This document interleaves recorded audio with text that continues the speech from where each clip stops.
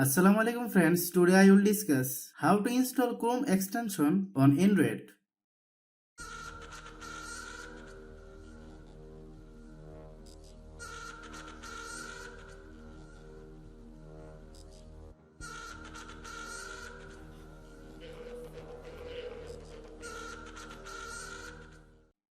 Open Chrome browser,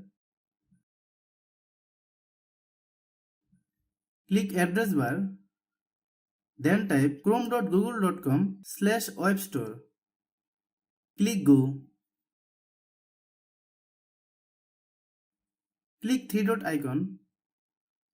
Select desktop site.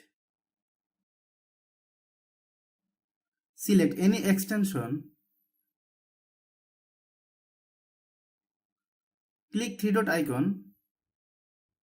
Unselect desktop site. Click add to desktop. Click add to desktop.